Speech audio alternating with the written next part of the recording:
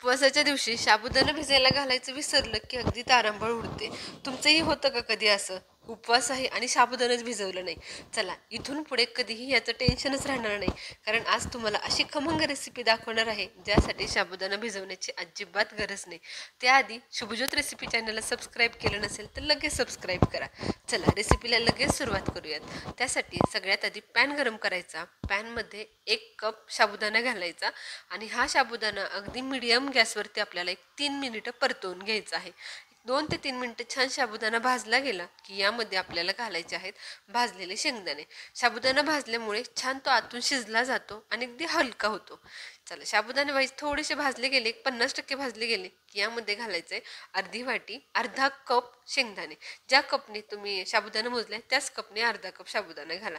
वाटीचं measurement घेत असाल तर 1 वाटी साबुदाण्यासाठी अर्धी वाटी शेंगदाणे परफेक्ट आहे. चला, ह्या दोन्ही गोष्टी छान खमंग अशा भाजून घ्यायच्या. साबुदाणा थोडासा ट्रान्सपरंट व्हायला लागला, पारदर्शक व्हायला लागलाय. आता गॅस बंद करून घ्यायचा आणि हे मिश्रण 1-2 मिनिटं फक्त कोमट करून घ्यायचं आहे. कारण याची आपण छान पूड करून घेणार आहोत. जास्त जर थंड झालं तर साबुदाणा थोडंसं मिक्सरला दळायला त्रास होईल. त्यामुळे कोमटसर असतानाच याला छान दळून घ्यायचे. हे मिश्रण कोमट असताना दळलं की छानपैकी ह्याची पूड तयार होते. आता याची आपण अगदी बारीक अशी पूड तयार करून घेणार आहोत. अगदी रव्यासारखी म्हटलं तरीही चालेल. संपूर्ण रवाळ अशी याची पूड तयार करून घेतली आहे. तुम्ही बघू शकता किती सुंदर अशी याची पूड झाली आहे. चला, आता एका बाउलमध्ये याला ट्रान्सफर करून घेऊयात. सगळी पूड यामध्ये काढून घेऊयात आणि आता यामध्ये खमंग असा मसाला घालूयात. त्यासाठी मिक्सरच्या भांड्यामध्ये 4 ते 5 हिरव्या मिरच्या आणि 4 ते 5 आल्याचे तुकडे घेतलेत आणि ह्याचं छान असं वाटण करून घ्यायचं. आता तुमच्याकडे जर जिरं खात असतील उपवासाला तर आवर्जून यामध्ये जिरं घाला. पण आमच्याकडे म्हणजे पश्चिम महाराष्ट्रामध्ये शक्यतो जिरं, कोथिंबीर उपवासाला चालत नाही. त्यामुळे मी यामध्ये काहीही घातलं नाहीये. आता हे वाटण ह्या मिश्रणात घालून घ्यायचं आणि यामध्ये 2 उकडलेले बटाटे हाताने छानपैकी कुस्करून घालून घ्यायचे. चवीनुसार मीठ घालायचं. साधारण 1 चमचा मी मीठ घातले. बटाट्याच्या मॉइश्चरमध्ये हे सगळं पीठ आपल्याला छान भिजवून घ्यायचंय. साबुदाणा जसजसा ओला होईल तसतसा तो अगदी सॉफ्ट होत जाणार आहे. ह्याची आपण रवाळ पूड केली आहे त्यामुळे बटाट्याच्या मॉइश्चरमध्ये साबुदाणा छानपैकी भिजला जातो. आता याचे तुमच्या आवडीच्या आकाराचे तुम्ही नगेट्स, कटलेट काहीही बनवू शकता. गोल, उभे जसे तुम्हाला छान वाटतील तशा आकारामध्ये ह्याचे छोटे छोटे नगेट्स बनवून घेऊयात.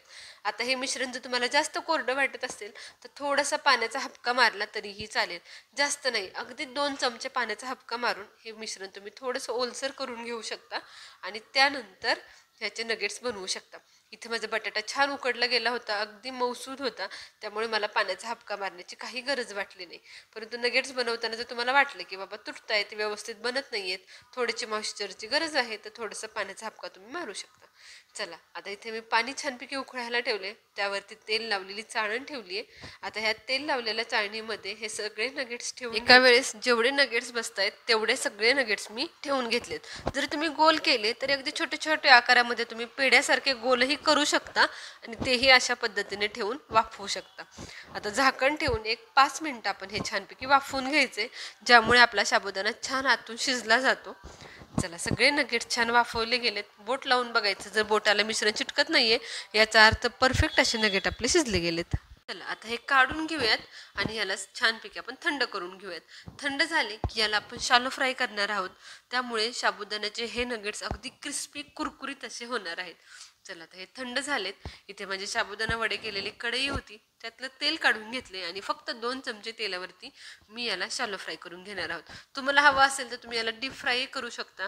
डीप फ्राय केले तरी अगदी क्रिस्पी कुरकुरीत असे होतात आणि शालो फ्राय केले तरी तेवढेच क्रिस्पी होणार आहेत. अगदी लो गॅसवरती दोन्ही बाजूनी छान खमंग खरपूस होईपर्यंत याला भाजून घ्यायचे. तुम्ही बघू शकता किती सुंदर गोल्डन ब्राऊन कलर येईपर्यंत मी भाजलेत. अगदी 5 ते 6 मिनिटात छानपैकी हे दोन्ही बाजूनी क्रिस्पी असे भाजले जातात. न तळता एवढे क्रिस्पी कुरकुरीत असे हे नगेट्स तयार होतील यावर तुमचा विश्वासच बसणार नाही. त्यामुळे उपवासाला तेलकट काही खायचं नसेल, साबुदाणा वडा जर खूप ऑइली होतं तो खायचा नाही असं वाटत असेल तर हे नगेट्स अगदी परफेक्ट असे आहेत. त्याबरोबर खायला एक खमंग अशी चटणीही करूयात. त्यासाठी अर्धी वाटी शेंगदाणे, 4 ते 5 हिरव्या मिरच्या, 4 ते 5 आल्याचे तुकडे, छोटी अर्धी वाटी ताक आणि चवीप्रमाणे मीठ घालून ही शेंगदाण्याची खमंग अशी चटणी इथे मी करून घेतली. या नगेट्स बरोबर ही शेंगदाण्याची चटणी अतिशय अफलातून अशी लागते. क्रिस्पी कुरकुरीत आणि खमंग असे नगेट्स आणि छान टेस्टी अशी शेंगदाणा चटणी दोन्ही देखील तयार झालेत. इथे मी सर्व करून घेतलेत. आता उपवासाला साबुदाणा भिजायला घालायचं विसरला असाल तर काही हरकत नाही. एवढी खमंग आणि टेस्टी रेसिपी तुम्ही बनवू शकता. ही रेसिपी घरी एकदा श्रावण महिन्यातल्या सोमवारी, एकादशीला, चतुर्थीला कधीही एकदा ट्राय करा. कशी वाटली हे मला कमेंट सेक्शनमध्ये नक्की सांगा. रेसिपी आजची आवडली असेल तर लगेच व्हिडिओला लाईक करा. ज्योत रेसिपी चॅनलला आत्तापर्यंत सबस्क्राईब केलं नसेल तर लगेच सबस्क्राईब करा, कारण अशाच नवनवीन रेसिपी मी नेहमी तुमच्यासाठी घेऊन येत असते. एक नगेट मी टेस्ट करून बघितले, अतिशय सुपर टेस्टी झालाय. पुन्हा एकदा अशाच खमंग आणि टेस्टी रेसिपी सोबत. धन्यवाद.